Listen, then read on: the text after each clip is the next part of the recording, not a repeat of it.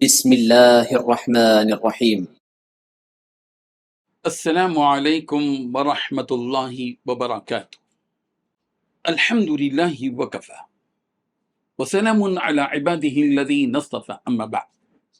حاضرین و ناظرین، یہ درس نمبر 2163 ہے، اور آج سورۃ الطلاق کی صرف ایک آیت کی تلاوت اور تشریح کی جائے گی، آیت نمبر 7۔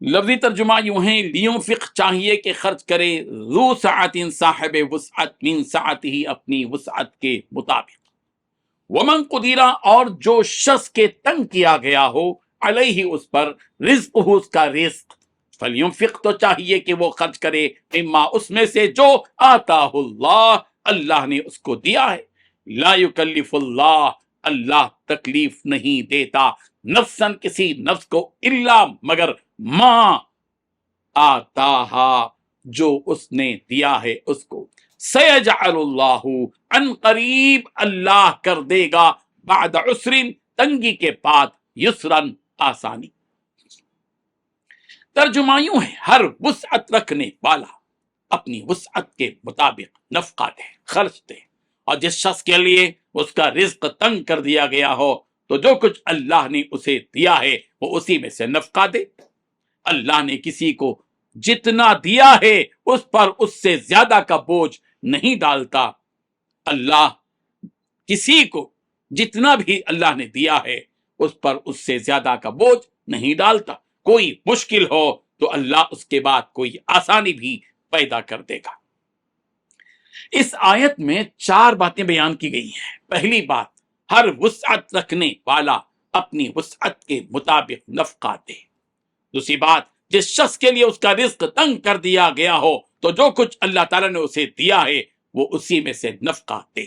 تیسری بات، اللہ تعالیٰ نے جسے جتنا دیا ہے اس پر اس سے زیادہ کا بوجھ نہیں ڈالتا۔ چوتھی بات، کوئی مشکل ہو تو اللہ اس کے بعد کوئی آسانی بھی پیدا کر دے گا۔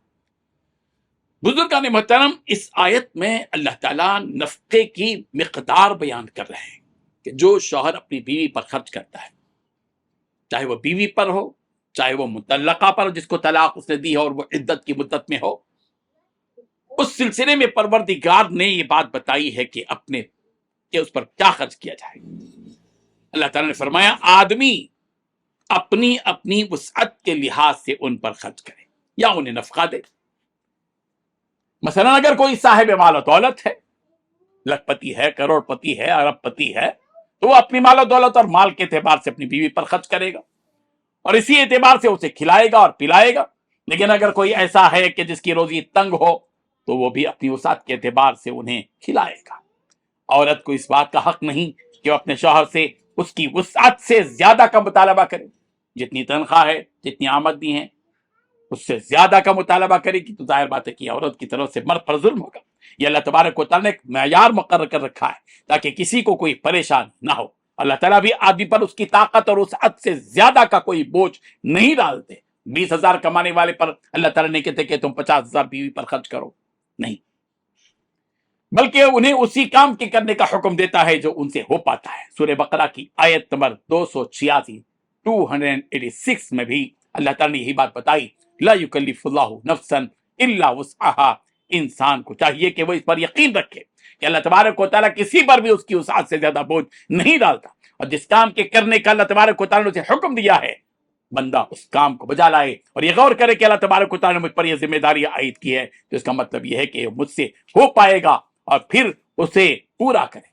اور یہ جو تنگی اور مشکلات اللہ تبارک و تعالیٰ کسی انسان پر ڈالتا ہے، بس یہ تو آزمائش کے لیے ہوتا ہے، لیبلوکم، تاکہ تمہاری آزمائش کرے. اور یہ حالت ہمیشہ نہیں رہتی، بلکہ ہر تنگی کے بعد اللہ تبارک و تعالیٰ وسعت کے راستے بھی کھول دیتا ہے. اس لیے انسان کو اپنی اس حالت پر مایوس نہیں ہونا چاہیے، بلکہ وہ اللہ تبارک و تعالیٰ کے اس وعدے پر یقین رکھے، سیجعل اللہ بعد عسر یسرا، ان قریب اللہ مشکل کے بعد آسانی پیدا کر دے گا.